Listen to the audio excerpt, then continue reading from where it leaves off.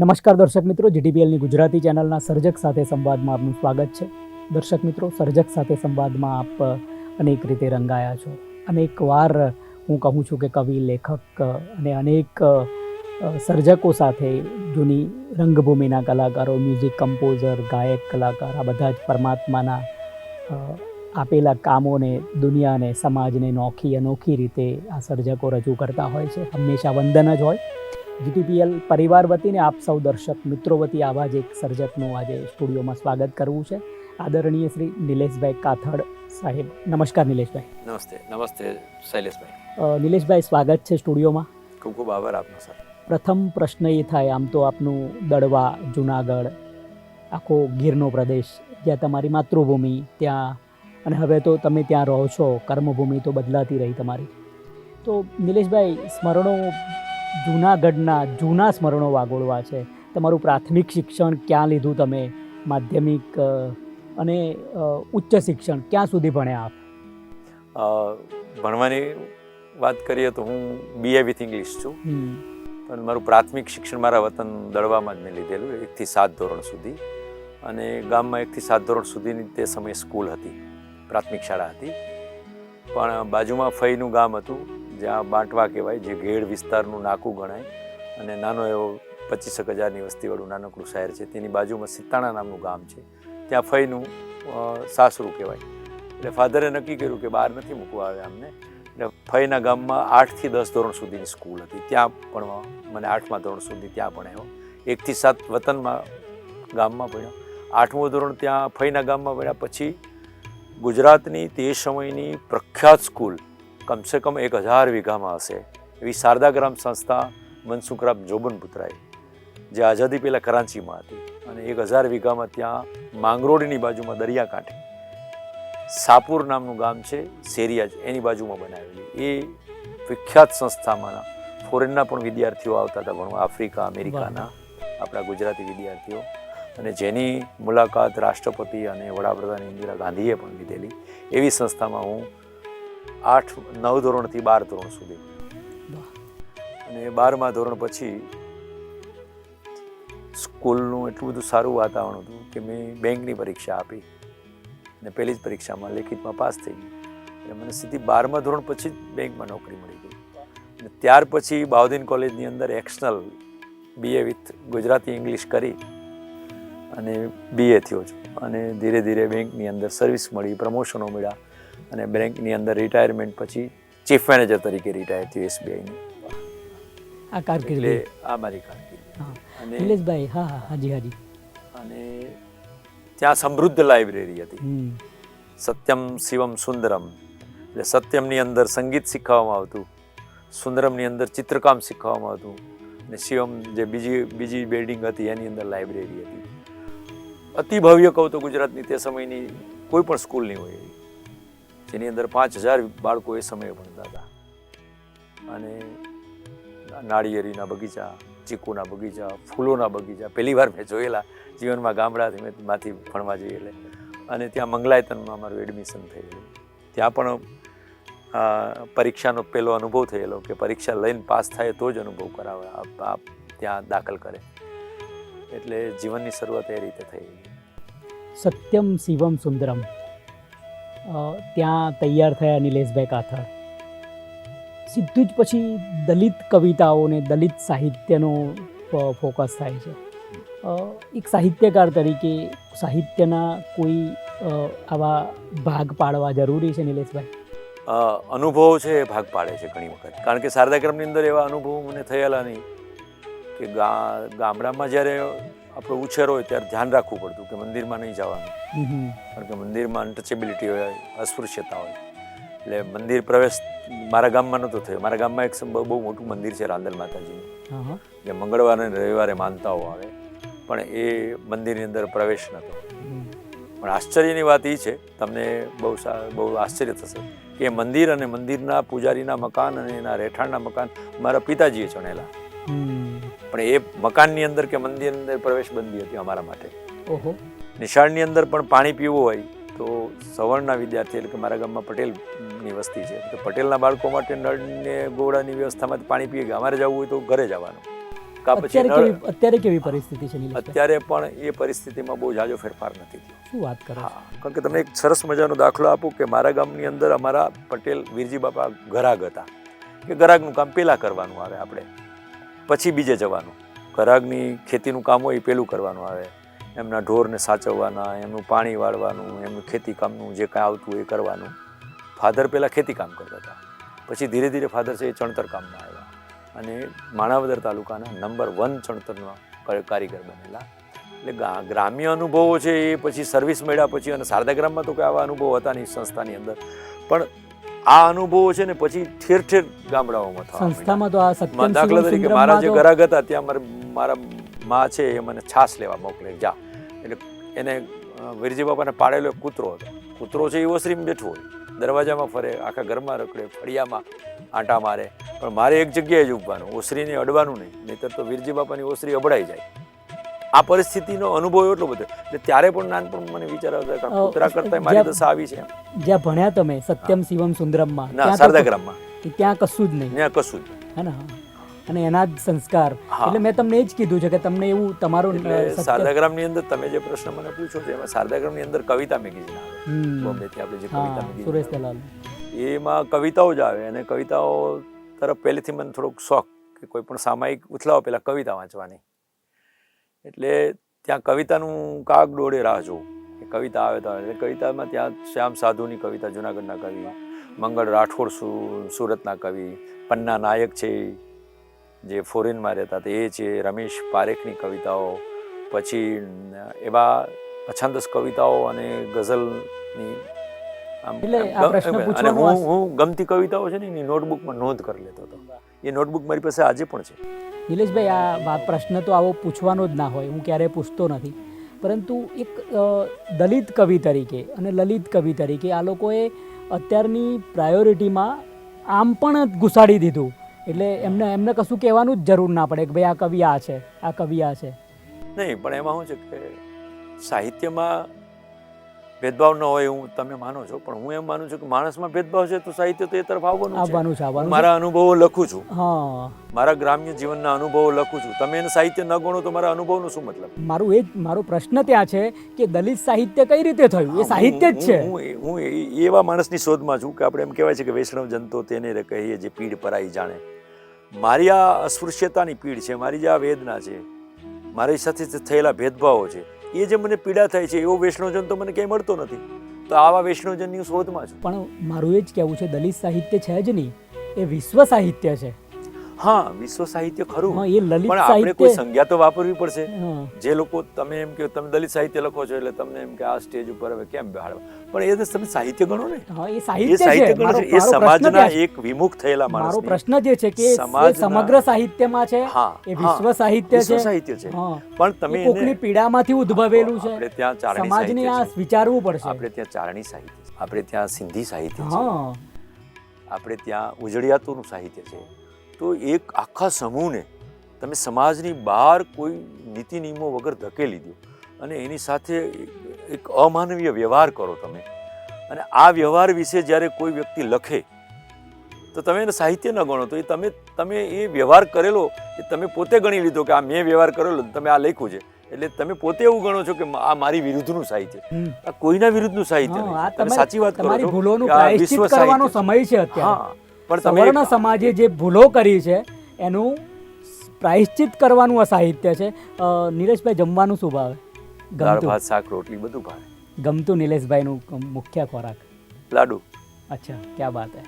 ફરવા જવાનું કહેવામાં આવે તો ક્યાં ફરવા જવાનું? બૌદ્ધ ગુફાઓમાં. વાહ, એ આપણો પ્રાચીન વારસો. હા, પ્રાચીન વારસો છે સાહેબ. કોઈ પણ તમે, હું આજે આ જીટીપીના માધ્યમથી કહું છું કે કોઈ પણ મંદિર લ્યો, કોઈ પણ મંદિર લેવાની છૂટ છે. તમે એની ટોચ ઉપર જાઓ, તમે એનું સ્થાપત્ય કલા જો, તમે એની શૈલ કોતરણી જો, તમને બુદ્ધનો વારસો જ મળશે સાહેબ. બુદ્ધનો જ વારસો. કુલ કેટલા પુસ્તકો થયા આપના? અત્યાર સુધી મારા કુલ 12 પુસ્તકો થયા છે ટોટલ સંપાદન સાથે. પ્રથમ પુસ્તક કયું અને ક્યારે લખાયું? મારું પ્રથમ પુસ્તક સંપાદન છે કાવ્ય સંગ્રહ એકલવ્યનો અંગૂઠો. એકલવ્યનો અંગૂઠો, ક્યાં વાત હે. એકલવ્યનો અંગૂઠો સંપાદન કરેલું મેં લગભગ 1990ની અંદર. ત્યારથી આ યાત્રા શરૂ છે. ત્યારથી જુનાગઢથી અમદાવાદના આવું છું સાહિત્ય માટે, માત્ર દલિત સાહિત્ય માટે. મેં શરૂઆત લલિતથી કરેલી, લલિત સાહિત્યથી શરૂઆત કરેલી અને મને ત્યારે મેં નાની નાની કવિતાઓ લખેલી. એમાંની લલિત સાહિત્યની મને ગમતી કવિતા પહેલી લખેલી કે ટવકાના નગરમાં ફૂલોનું એક ઘર હશે. ટવકાના નગરમાં ફૂલોનું એક ઘર હશે, તમે શ્વાસની ગલીમાં સીધે સીધા ચાલ્યા આવજો. ક્યાં વાત છે. ખુશ્બુના કમાળ પર હળવેકથી ટકોરા મારજો, તમને મહેક નામનો માણસ મળી જશે. એટલે આવી નાની નાની કવિતાઓ મેં લખેલી. નિલેશભાઈ, એસબીઆઈમાં ક્યારથી જોડાવ છો અને એ થોડીક વાત કરીએ. 1980ના જૂન મહિનાની 1 તારીખથી મને એસબીઆઈમાં નોકરી મળે છે અને મારું પહેલું પોસ્ટિંગ ઉનામાં થાય છે. ઉના અને સૌથી નાનો બાળક, 12મું ભણેલો છોકરો, વેકેશનમાં નોકરીનો ઓર્ડર આવે છે, સીધી ટ્રેનિંગ ભાવનગર થાય છે અને ભાવનગર સીધું પોસ્ટિંગ મારું ઉનામાં થાય છે. અને આખા સ્ટાફમાં નાનકડો 12મું ધોરણનો વિદ્યાર્થી ભણાવું. અને સંજોગ કેવા થાય છે કે મારી રિટાયરમેન્ટ થાય છે ત્યારે ચીફ મેનેજર તરીકે ઉનાનો ચીફ મેનેજર હોઉં છું. વાહ વાહ વાહ. નોકરીની શરૂઆત ક્લાર્ક તરીકે ઉનામાંથી હું કરું છું 1980માં. 39 વર્ષને માથે સમથિંગ થોડા 3 મહિના નોકરી કરી મારી પૂરી જિંદગીની. અને 12મા ધોરણ પછી મને તરત નોકરી મળે છે, ઉનામાં પોસ્ટિંગ મળે છે.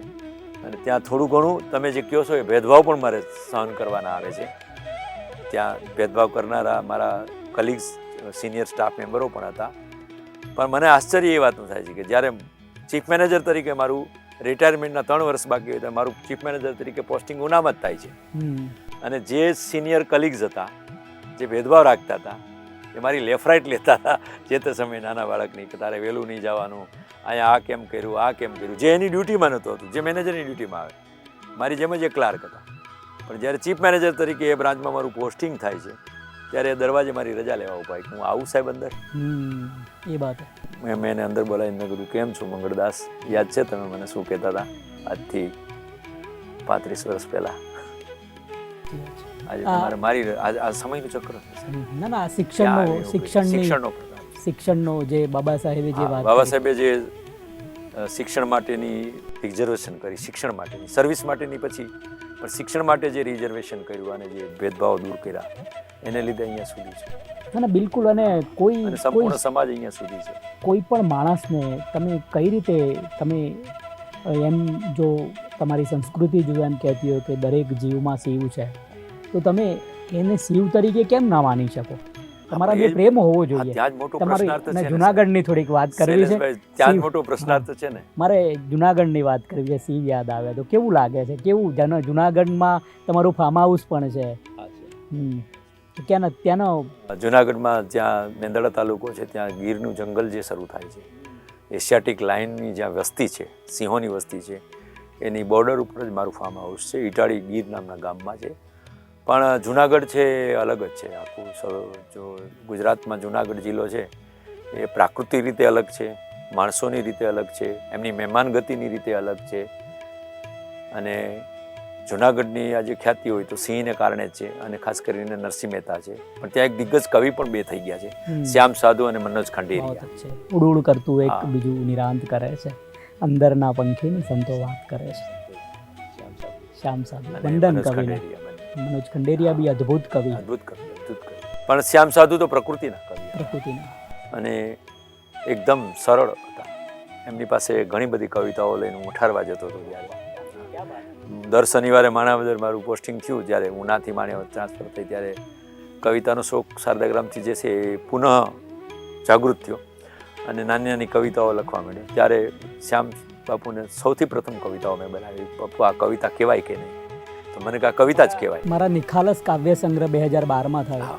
તેની શરૂઆતમાં એક પેજ બ્લેન્ક છે, એમાં શ્યામ સાધુનું એક શેર છે અને બીજા બ્લેન્ક પેજમાં મનોજ ખંડેરિયાનો એ ગરવા ગિરનારની વાતો છે. કુલ પુસ્તકોમાં કયા કયા પુસ્તકો ગદ્યના, કવિતાના? ગદ્યમાં મારો પ્રથમ કાવ્ય સંગ્રહ સંપાદિન એકલવ્યનો અંગૂઠો. ત્યાર પછી અગ્નિકંડ નામનો દલિત કાવ્ય સંગ્રહ, એમાં થોડી લલિત ગઝલો પણ છે મારી. અને ત્યાર પછી થોડા વર્ષો પછી હું જ્યારે અહીંયા મારું પોસ્ટિંગ થયું ગુજરાત યુનિવર્સિટીમાં ચીફ મેનેજરમાં એસબીઆઈ બ્રાન્ચમાં, ત્યારે પીડાની ટપાલ, અને પીડાની ટપાલનું વિમોચન આપણા આદરણીય મૂર્ધન્ય કવિ ચીનુ મોદીના હાથે થયેલું. વાહ. અને એના કાવ્ય સંગ્રહના વિમોચન પ્રસંગમાં અધ્યક્ષ તરીકે સુમન શાહ હતા. ડૉક્ટર મોહન પરમાર પણ ત્યારે હતા. અને આ લોકો આ પીડાની ટપાલ છે કાવ્ય સંગ્રહ એના વિમોચનમાં. ત્યાર પછી હમણાં મારો પોસ્ટમોર્ટમ કાવ્ય સંગ્રહ આવ્યો, ત્રીજો સ્વતંત્ર કાવ્ય સંગ્રહ આવ્યો. પણ મેં એક બહુ મોટું વર્ક બૌદ્ધ ગુફાઓ વિશે કરેલું, જે આપણો ભારતીય પુરાતત્વનો જે વારસો છે, આપણો ભારતીય ઐતિહાસિક વારસો છે, એ બૌદ્ધ ગુફાઓનો છે. અને ઠેર ઠેર જંગલોમાં, ખાસ કરીને સૌરાષ્ટ્રમાં તમે જ્યાં પણ નજર કરશો ત્યાં ગુફાઓ જ જોવા મળે છે. ના, એ તો પ્રાચીન. અને ગીરની અંદર સાણા વાક્યાના 2 ડુંગર છે, સાણા ડુંગર કહેવાય તરીકે. અને સાણા ડુંગર વિશે ગુજરાતી પિક્ચર બન્યું છે, ત્યાં રાણો અને કુંવર પણ પિક્ચર બનેલું. એ સાણા વાક્યાની અંદર 62 બૌદ્ધ ગુફાઓ છે અને આજે પણ સારી હાલતમાં છે. અને ત્યાં બૌદ્ધ સ્તૂપો પણ છે. વાહ. જે અરહંત બનતે હોય એમનું નિધન થયા પછી, એમનું જ્યારે નિધન થાય ત્યારે એમને જ્યાં એની જે અંતિમ ક્રિયા કરવામાં આવે છે અને એની ઉપર જે સ્તૂપ બનાવવામાં આવે છે તે સાણા વાક્યામાં છે અને ટેકરીઓ ઉપર છે. એટલે ત્યાં 62 બૌદ્ધ ગુફાઓ છે.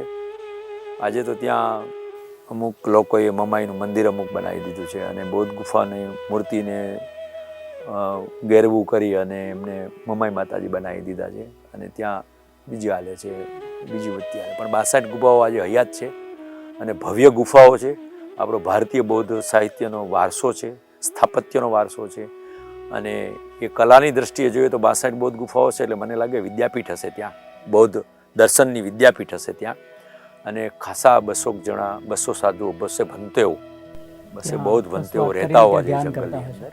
ને નિલેશભાઈ, કુલ કેટલા એવોર્ડ મળ્યા પુસ્તકોને SBI ની કારકિર્દીમાં? દાસી જીવન એવોર્ડ પીડાની ટપાલ કાવ્ય સંગ્રહને મળેલો છે મને, જે મોટામાં મોટો એવોર્ડ કહેવાય. 50,000નું ગુજરાત સરકાર દ્વારા મને ધનરાશિ પણ અર્પણ કરવામાં આવેલી. ત્યાર પછી કનુ અસામલી એવોર્ડ પણ મળેલો છે. ગાફિલ પર્વ, અમારા માણાવદરની અંદર એક કોલેજ છે, ત્યાં ગાફિલ પર્વની અંદર પણ મારું સન્માન થયેલું. એ રીતે ઘણા એવોર્ડ નાના મોટા થઈને લગભગ 12 એવોર્ડ મળેલા છે. પણ એ બધા એવોર્ડો નાના મોટા થઈને મોટા મોટો એવો દાસી જીવન એવોર્ડ મળેલો છે. નિલેશભાઈ, બીજો પ્રશ્ન એ કે અનેક સંસ્થાઓ સાથે જોડાયા છો આપ. હા. દલિત પ્રતિષ્ઠાનથી લઈને SBIમાં પણ અનેક સંસ્થાઓ સાથે એના પ્રમુખ પદને એ બધું શોભાવવાનું થયું. એ અંગે થોડીક વાત. સાહિત્યની જો વાત કરું તો પ્રતિષ્ઠાન, ગુજરાતી દલિત સાહિત્ય પ્રતિષ્ઠાનની 2009માં સ્થાપના કરી ત્યારથી હું એમની સાથે જોડાયેલો છું. અને એ જોડાતા 2012ની અંદર, 12થી 2016ની અંદર હું દલિત સાહિત્ય પ્રતિષ્ઠાનનો મહામંત્રી પણ રહી ચૂક્યો છું. અને આજે એ સંસ્થાની અંદર કામ કરતા ઉપપ્રમુખ છું હું. અને એ દલિત સાહિત્ય પ્રતિષ્ઠાનનું જે મેગેઝિન, મેગેઝિન આવે છે નિસ્બત, એનો તંત્રી છું. અને એના લગભગ 14 અંક અમે છેલ્લો હમણાં 14મો અંક બહાર પડશે. ત્યાર પછી મારી વ્યવસાયિક કારકિર્દીની વાત કરું તો ક્લાર્ક તરીકે બેંકમાં જોઈન થયો અને ચીફ મેનેજર તરીકે હું રિટાયર થયો છું. આ દરમિયાન જે એમ્પ્લોય એસોસિએશન હોય, SC/ST એમ્પ્લોય એસોસિએશન SBIની હોય, એના ઉપપ્રમુખ, ગુજરાતના ઉપપ્રમુખ પદે પણ હું રહી ચૂક્યો છું. અને SBIના ઓફિસર એસોસિએશન જનરલની અંદર જુનાગઢના પ્રતિનિધિત્વ તરીકે પણ હું ચૂંટાયેલો હતો. એટલે ત્યાંના એક્ઝિક્યુટિવ કમિટી મેમ્બર તરીકે પણ હું ચૂંટાયેલો 2 ટર્મ રહ્યો છું. અને SC/ST એમ્પ્લોય SBI યુનિયન હતું ગુજરાત સર્કલનું, એનો વાઇસ પ્રેસિડેન્ટ પણ હતો ગુજરાતનો. એક કવિતા આપના મુખે દર્શક મિત્રોને સંભળાવો. હા, તો જે મને પ્રિય કવિતા છે, અને આ કવિતા ભારતીય સાહિત્ય અકાદમીનું સુધા દાસે જે સંપાદન કરેલું એના હિન્દીકરણ કરીને એણે આ કવિતાનો એમાં સમાવેશ કરેલો છે. કવિતાનું નામ છે આભડછેડ એટલે શું. વાહ. એટલે જે પ્રવર્તમાન સામાજિક સ્થિતિ છે એમાં જે સૌથી અસર જે કરે છે કે માણસ વચ્ચે અનટચેબિલિટી છે, આભડછેડ છે, એના વિશે મેં પ્રકૃતિને લઈને એક કવિતા લખી. ઈર્ષાદ. કવિતાનું શીર્ષક છે આભડછેડ એટલે શું. મેં મોરને પૂછ્યું આભડછેડ એટલે શું, તો મોર તો થનગન કરી નાચવા લાગ્યો. મેં મોરને પૂછ્યું આભડછેડ એટલે શું, તો મોર તો થનગન કરી નાચવા લાગ્યો ને મારા ગાલે મજાની કિસ કરી ટહુકા કરવા લાગ્યો. મેં વૃક્ષને પૂછ્યું આભડછેડ એટલે શું, તો એણે તો ડાળીઓ નમાવી મને કાખમાં બેસાડી દીધો. મેં વૃક્ષને પૂછ્યું આભડછેડ એટલે શું, તો એણે તો ડાળીઓ નમાવી મને કાખમાં બેસાડી દીધો. મેં ફૂલને પૂછ્યું આભડછટ એટલે શું? તો એ તો બધી જ સોડમ વિખરતું મારા નાક સાથે ગેલ કરવા લાગ્યું. મેં નદીને પૂછ્યું આભડછટ એટલે શું? તો એ તો મારા પગને સ્પર્શીને છેક મારા હૃદય સુધી મને ભીનો કરી ગઈ. મેં પથ્થરદિલ પહાડને પૂછ્યું આભડછટ એટલે શું? મેં પથ્થરદિલ પહાડને પૂછ્યું કે આભડછટ એટલે શું? એ તો પીગળીને રેલો થઈ વહેવા લાગ્યો મારી પૂંઠે પૂંઠે મને અડવા આભળવા જ તો. મેં માણસને પૂછ્યું આભડછટ એટલે શું? મેં માણસને પૂછ્યું આભડછટ એટલે શું? મારી સામે જોયું, दूर खसो चाल बने. ये बात बहुत अच्छे भाई, बहुत अच्छे नीलेश भाई. આજના સાહિત્યકારોને આપનો સંદેશ, સાહિત્યકારોને આપણે કોઈ વર્ગ નથી. મને અત્યારે સાહિત્ય કરતા બુદ્ધનું એક વાક્ય યાદ આવે છે. જ્યારે અંતિમ વેળા હતી બુદ્ધની અને રાત્રિનો ત્રીજો પહર ચાલતો હતો, ત્યારે એણે આનંદને બોલાવીને શિષ્યોને બોલાવીને પૂછ્યું કે તમારે છેલ્લે કંઈ પૂછવું હોય તો પૂછો. એવો જ પ્રશ્ન મને તમારો લાગે છે. એટલે એણે અંતિમ વાક્ય કીધું કે અત દીપો ભવ, અપના પ્રકાશ સ્વયં બનાના, તું તારો દીવો થા. વાહ. એટલે સાહિત્યની અંદર પણ હું ઈચ્છું છું અને ગુજરાતી સાહિત્યમાં દલિત સાહિત્ય હોવું જરૂરી એવું માનું છું. એના પણ કારણો છે કે માણસની અંદર તમે ભેદ રાખો છો અને સાહિત્યમાં ન હોય એવું બની જ નહીં શકે. તમે વાળો જ જુદો કર્યો છે, આ મારો વાળો, આ તારો વાળો. તો હું મારા વાળાનું જીવન તો લખવાનો જ છું, મારા જીવન. એટલે દલિત સાહિત્યને તમે સાહિત્ય ગણો, પણ એક મોટા સમૂહ, ઉવેખાયેલા સમૂહ, પીડાયેલા સમૂહ, શોષિત સમાજનો સમૂહ છે. એની વેદના શું છે, એનો આક્રોશ શું છે, એની આકાંક્ષાઓ શું છે, એ શું લખી રહ્યો છે, એને પ્રમાણવા માટે એને સાહિત્ય દૃષ્ટિથી જ પ્રમાણો. એના જીવન કવન છે આખું એનું. એટલે તમે એને ભેદભાવથી ન જુઓ કે આ દલિત સાહિત્ય ન હોવું જોઈએ. આપણે ચારણી સાહિત્ય છે, આપણે કચ્છી સાહિત્ય છે, આપણે સિંધી સાહિત્ય છે, આપણે હિન્દી સાહિત્ય છે. તો તમે એક માણસને જીવનની આખી બરબાદી કરી છે સમાજ રચનાના ભાગરૂપે, અને એની સાથે એવું જ વર્તન કર્યું છે, તો પછી એનું સાહિત્ય એવું જ હોય, એના પાયામાં એ જ આવે. પણ તમે એને સાહિત્ય ગણો કે આને શા માટે લખ્યું છે? ના ના, સાહિત્ય જ છે ને, સાહિત્ય જ છે. સાહિત્ય ને એ સાહિત્ય સાહિત્ય છે, વિશ્વ સાહિત્ય છે, વિશ્વ સાહિત્ય છે. વિશ્વ સાહિત્યની અંદર આ સાહિત્ય લખાયેલું જ છે ને. પણ એ માણસો એ આપણે બધી વાતમાં નથી વળવું. નિલેશભાઈ, કોઈ પ્રશ્ન મારાથી ના પૂછાયો હોય, તમે પ્રકાશ પાડવા માંગતા હોય? ના, તમે ઘણું બધું મારા સાહિત્ય વિશે, જીવન વિશે, દલિત સમાજ વિશે, પ્રકૃતિ વિશે, જુનાગઢ વિશે, મારા ગામ વિશે ઘણા બધા પ્રશ્નો પૂછાય. એટલે એવું કોઈ બાબત નથી. પણ તમને હું ઈચ્છું છું કે ફરીથી આના વિશે એક બહુ મોટો સેમિનાર જો GTPL કરે આ બાબત, તો GTPLને પણ ખ્યાલ આવે કે દલિત સમાજમાં ડૉક્ટર મોહન પરમાર જેવા દિગ્ગજ લેખકો પણ છે, શ્યામ સાધુ, ઇન્ટરવ્યુ કર્યા છે. હા, નહીં એટલે એક આખો મોટો સેમિનાર કરો. હું ઈચ્છું કે દલિત સાહિત્યનો બહુ GTPL એક મોટો સેમિનાર કરે. તમે કરો, આયોજન કરો, અમે ચોક્કસ 100% અમે પ્રયત્ન કરીશું. જરૂર સર, જરૂર. દર્શક મિત્રો, આપણે નિલેશ કાથડને મળી રહ્યા હતા. મૂળ જુનાગઢની પરંપરા છે, મહાદેવની પરંપરા છે. મારા મહાદેવ હોય ત્યાં બધામાં આ તો માણસો મંદિરમાં નથી પ્રવેશવા દેતા એટલે મહાદેવ પ્રત્યે આક્રોશ હોય. બાકી મારા મહાદેવે તો આવી ક્યારેય કોઈ ડિવાઇડ એન્ડ રૂલ્સની કોઈ પોલિસી એમણે આપી જ નથી. એ તો દરેક એમનો જ દરેક જીવમાં શિવ છે, દરેક સ્ત્રીમાં મા ભગવતીનો વાસ છે અને જગદંબામાં. નહીં તો આખો સંસાર એમનો છે, ડેસ્ટ્રોય, ક્રિએશન અને જે સંભાળી રહ્યા છે. આપણી સંસ્કૃતિ બહુ જૂની છે. આ જે થયું હોય, પણ આપણે બધાએ દલિત સાહિત્ય તો હોઈ જ ના શકે. એ વિશ્વ સાહિત્ય છે, હું તો એમ જ માનું છું.